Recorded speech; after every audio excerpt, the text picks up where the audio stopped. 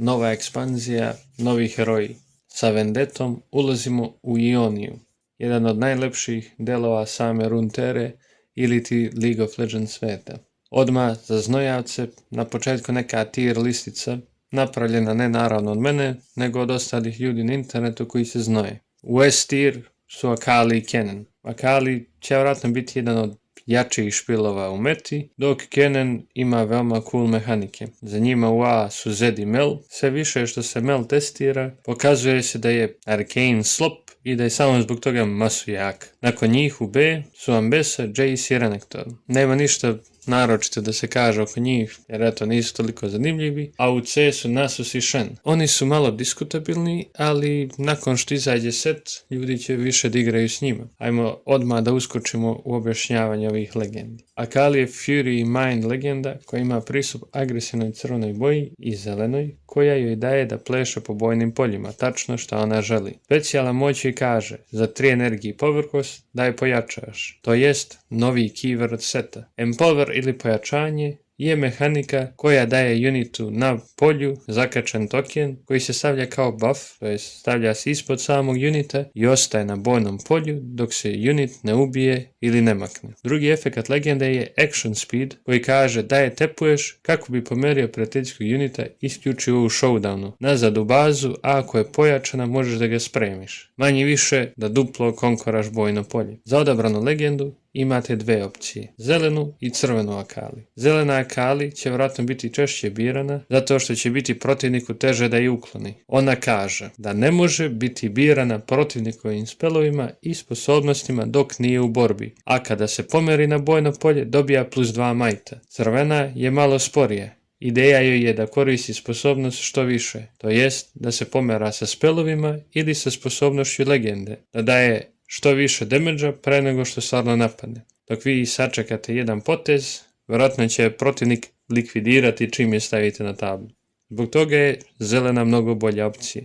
Gameplan joj je jednostavan, pomeraš Akali što više da maksimalno iskoristiš efekte. Oni nisu jedanput po potezu, pa ne zaboravite da zelena ima dosta spelova za pomeranje. Sljedeći je Kennen. On je Chaos i Order legenda koja puni groblje i koristi ga kao drugi špil. Pasivna specijalna moć mu kaže, kada odigraš kartu bilo gde osim ruke, ojačaj ga. Dok aktivirana moć mu kaže, akcijna brzina, makni mu ojačanje i iskoristi ga, da daš Unity Assault 2 do kraja ovog poteza. Ima 2 legende, žutog i crvenog. Vjerojatno će crveni biti više korišćen jer ima mnogo dobar altar i također ima više sinergije uz sami špil. Kada uđe na polje, spališ se za 2. Spaljenje ili burn je novi keyword koji bi bio poznatiji kao mil. Kada osvojiš bojno polje, daš odabranom spelu u groblju flow, jednak cemi same karte. Također flow je novi keyword koji daje da se karta iskoristi iz groblja za određenu cenu, ali je onda izbaciš iz igre ili je banišuješ. Dok je drugi Kennen baš dobar za osvajanje bojnih polja. Gameplan mu je kao i svaki drugi špil što se vrti oko groblja. Igraš jeftine spelove, odigraš ih opet iz groblja za veći profit. Sljedeći je Zed. On je Fury i Chaos legenda koji će svako živi da igra. Ako ste zainteresovani da ga uzmete, izazi starter deck sa njim. Dođu 2 deka, 2 peka, taman možete nekog nedužnog čovjeka uvući u sve TCG-a. Pasivna moć mu daje da kada izbaciš kartu iz igre, to jest banišuješ, ojačaš ga. Aktivirana moć mu daje da ga oslabiš i iskoristiš da bi izbacio jednu kartu iz ruke i izvučeš novu. On ima 2 opcije za legendarnog unita, a to su crveni i ljubičasti. Crveni realno alt art mu kida i još dođe u structure decku, tako da će svako da ga koristi, vjerojatno i ja. Gameplan mu koristi dosta diskarda, banisha i ostalih džabu crvenih gluposti. Naravno, ako vam se sviđaju ovakvi klipovi, ne zaboravite da ostavite like. Sljedeća je Mel.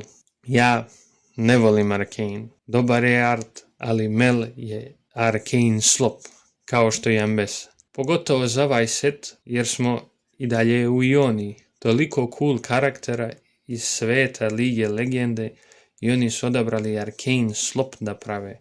Ajde dobro to, nego što je sljedeći set bazira na Piltoveru. Ali da ne bude poslije ja hejtujem ovo ono džabu, evo vam mrtva Mel. Naravno, budem li video da je svako skipao Mel, ubit ću vas. Što se tiče Mel, Ona je Mind i Chaos legenda koja kaže sa pasivnim efektom kada god nešto drugo ojačaš, ojača i nju. Možeš da makneš to pojačanje, da iskoristiš, da daš unitu na bojnom polju -2 majta ovaj potez. Ona ima dve opcije za champion unita. Plavu i ljubičastu. Ljubičasta je interesantna. Možeš da je ojačaš tako što izbaciš kartu iz ruke, a kada postane pojačana, banišaš neprijateljskog unita na bojnom polju sa 3 majta ili manje. My bad, bro. Dok plava Mel kaže, kada je odigraš, dravaš kartu. Ok, kao samo zameniš za džabe. Respekt. Za 3 energije možeš da im poveruješ, a kada je empowerovana, tvoji spellovi i ability ne mogu da budu counterovani. A ako ti spell ili ability daje minus majta nekom unitu, dobija dodatan -1 majt. Ok, cool koncept, ali da ovakva karta za 4 mane ima 3 efekta koji su mnogo jaki, samo podržava to što sam ja rekao da je ovo Arcane Slop. Ovo je samo napravljeno da je jako zato što je Arcane Slop, ništa drugo. Ajmo dalje. Ambessa je Body i Order legenda koja kaže, kao što je ćerka radi, kada nešto ojačaš, ojača i nju. Možeš da joj makneš pojačanje, da platiš 1 power cost, da spremiš unita. Cool. Znači, žena voli da hulduje. Što se tiče champion unita, ima 2 legende. Žutu i naranđastu. Naranđasta Ambessa kaže, za 3 energije i 1 power cost možeš da je spremiš. A ako je empowerovana, ima +3 majta i ne možeš da joj dealaš damage osim dok je u kombatu. Inače, ovo nije triggerovani efekat, nego je samo pasivni. Samo je žena 7 might unit, to je to. Dok žuta je malo skuplja sa 5 energija, ona također može da se empowera, ali za 1 energiju i 2 power costa, a dok je empowerovana ima assault 2. Također, kada napane možeš da ubiješ unita koji ima manje majta od nje. Za razliku od Mel, ona makar izgleda cool i nabada se. To je to. Jer nije bilo dovoljno Arcane Slopa, dodali su i Jace'a. Jace je Mind i Body legenda, čija je glavna ideja korištenje gearova što više. On također ima mehaniku ojačanja, koja mu dodaje pojačanje na aktivnu sposobnost. Jedna energija je iskorišćenje da spremi gear, a ako je ojačan, za istu cenu spremi 2. Ima 2 legende, plavu i naranđastu, gdje ćete uglavnom birati plavog Jace'a, jer on može da izbaci skup gear tako što uništi jednu koju već kontrolišete. Doduše i dalje plaćate power cost.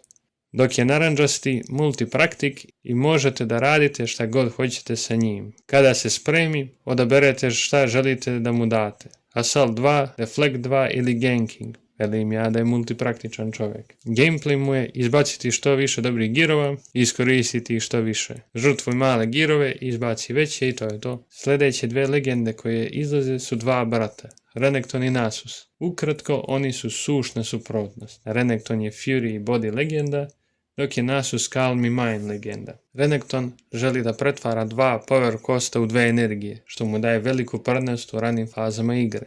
Ali to možete kako da vas nagradi posle. Ako niste dobri sa managementom runa, ne dirajte Renektona koliko god da je cool. Dok Nasus kao na top laneu farma i poslije postaje jači, tako Nasus kada odigraš skupi unit gear ili aktiviraš sposobnost karte koja košta 7 energije ili više, možeš da ga iskoristiš da spremiš 2 rune. Za njih dvoje nema šta mnogo da se pametuje. Renekton želi brzo da napada, dok Nasus tekuje Q. Na kraju nam ostaje Shen, koga su svi zbog nekog razloga potpisali. Shen je Calm i Order legenda koja bira ko će da umre. Specijalna moć mu daje da kao akcijsku brzinu daš nekom unitu tank keyword. Ima 2 legende, žutog i zelenog. Žuti je bolji, igra se u nekim drugim hall dekovima, jer ima baš fine keywordove kao što su reakcija, shield 2 i tank. Dok zeleni za 5 mana 1 power cost, ako holdaš sa specifično još jednim unitom vlačiš kartu. Gameplan mu je klasična hold strategija. Držiš unite na bojnim poljima, stavljaš tankove i čuvaš ih sa zelenim spelkama. Također, on izlazi u structure deku, tako da manje više dobijate već gotov špil spravan za igranje. Što se tiče Vendette, to je manje više to. Ako vam se svideo klip, preplatite se na kanal, ostavite nam komentar i recite ako smo nešto propustili, kao na primjer što smo propustili u posljednjem rebound klipu Volibera i Luksija, mislim. Što se tiče Volibera, neko je rekao u komentarima, a Luksanu niko. Ali realno, samo mi preskočio Luksanu, jer ko će to da igra?